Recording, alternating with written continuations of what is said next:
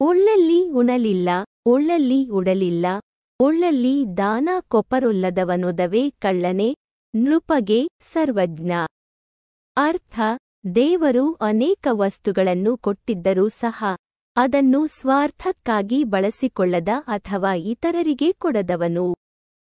ಅಂತಿಮವಾಗಿ ಅಂತಹ ವಸ್ತುಗಳು ಕಳ್ಳ ಅಥವಾ ರಾಜನನ್ನು ತಲುಪುತ್ತವೆ.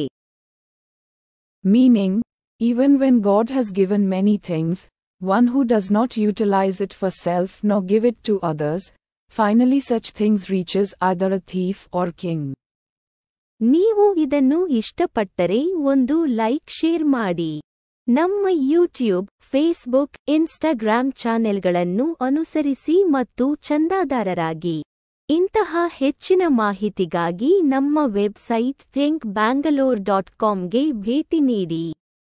ಈ ವಿಡಿಯೋವನ್ನು ವೀಕ್ಷಿಸಿದ್ದಕ್ಕಾಗಿ ಧನ್ಯವಾದಗಳು.